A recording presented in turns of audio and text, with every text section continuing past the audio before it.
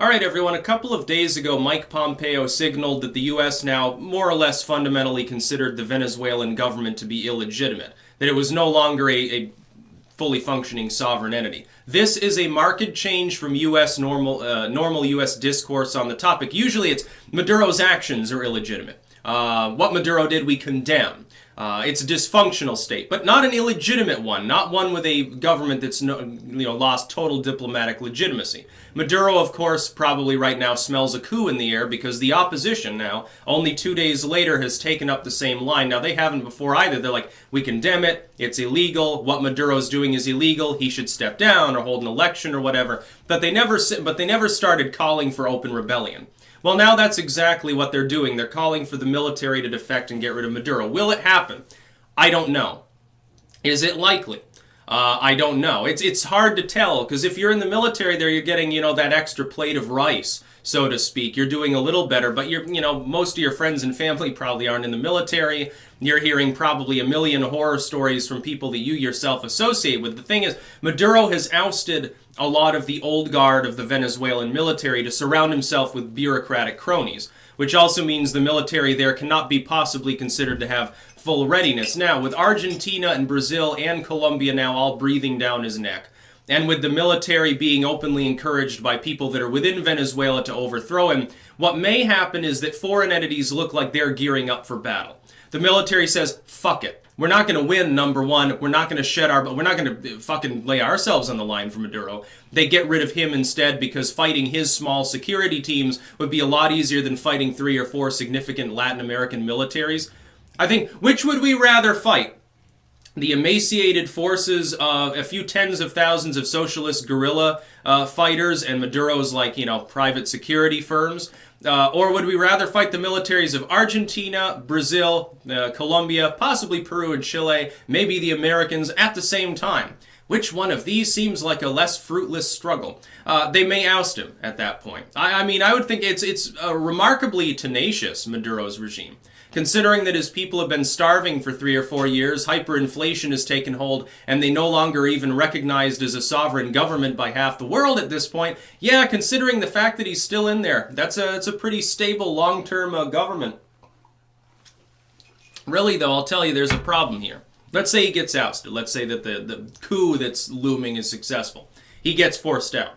Will Venezuela suddenly become wealthy and legitimate and wonderful again? No, of course not. It's going to remain exactly the same. The problem is that the opposition are also socialists. The other problem is you've got a lack of diversity within the economy. It's reliant on one thing and one thing only, oil. That's all you've got. In order to have a functioning economy, for the currency to deflate and become worth something again, for food to be on the tables for the Venezuelans, you need foreign aid. You need foreign restructuring. A lot of debt forgiveness. Austerity would be imposed. The world order would come down and say, look, we can definitely bail you out here, but there needs to be massive change. Would the opposition be willing to do that? And by the way, is it long-term even good for Venezuela? Oh yeah, we'll let foreign firms come in and take over our oil and pay us peanuts for what they're basically getting for it now.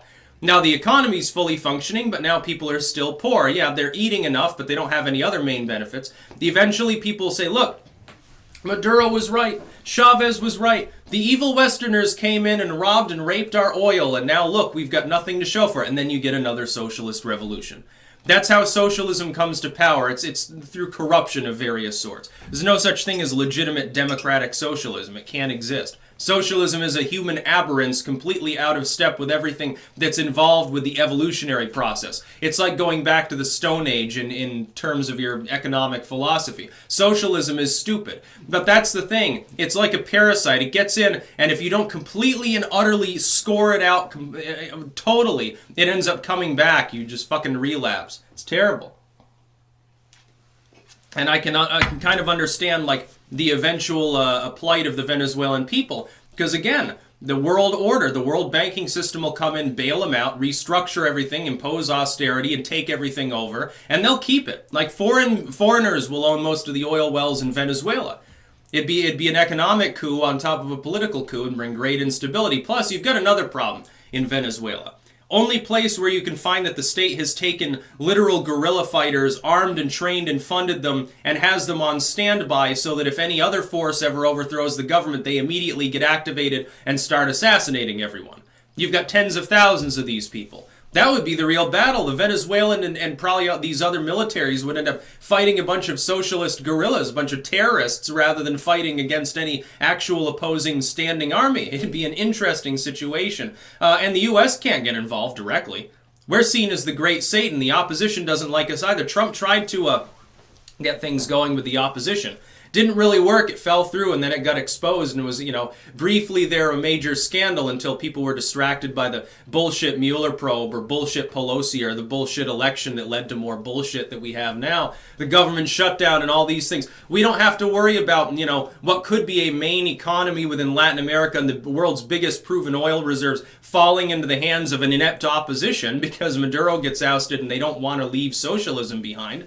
They're all socialists anyway. They're not capitalists. They're not actually going to want to restructure the economy. They'll get rid of Maduro, and then you'll have some other strongman. They'll be their Joseph Stalin, maybe kill 1 million people.